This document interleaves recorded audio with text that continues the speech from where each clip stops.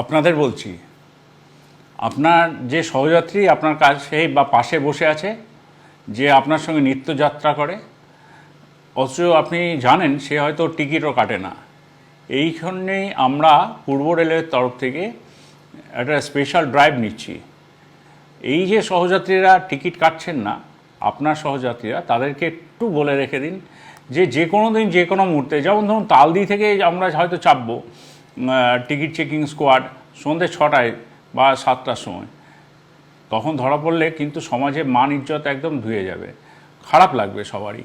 বা এটাও হতে পারে আমরা যারা হাওড়া ডিভিশনের যাত্রী তাদের কথাও বলছি, তাদের জন্য আমরা হয়তো আরামবাগে চাপলাম, মানে এমন একটা লোকেশনে চাপবো যেখানে হয়তো মানে কোনো দিন আশাও করেননি মানুষজন যে আমরা টিকিট চেকিংয়ের জন্য ওই সন্ধ্যাবেলায় 7টা বা 8টার সময় আমরা টিকিট চেকিং করব।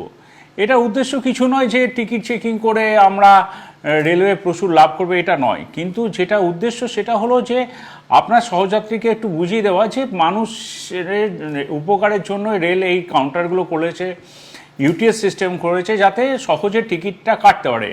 আর বাসের থেকে রেলের ভাড়া অনেক কম, টিকিটটা যদি নিয়ে নেয় হাতে তাহলে তো অনেক সুবিধা, এই সামাজিক অসম্মানটা তো হয় না। যেমন আমরা এটাও ভেবেছি যে ঝাপটার ঢাল বা ওইদিকে কাটোয়া, এরকম ছোট ছোট লোকেশন ধরে আমরা চেপে যাব, চেপে গিয়ে বা ওইদিকে লালগোলায় চেপে যাব, বা ধরুন এখানে কুলটিতে চাপলাম, এরকম করে আমরা বিভিন্ন জায়গায় ছোট ছোট করে আমরা এবার টিকিট চেকিং শুরু করছি পূর্ব রেলের তরফ থেকে।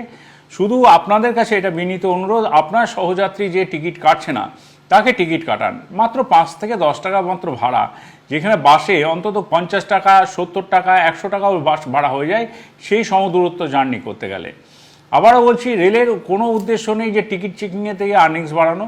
রেলের একটাই উদ্দেশ্য যে সব মানুষই টিকিট কেটে চলুন এবং রেলের সঙ্গে সহযোগিতা করুন। ধন্যবাদ।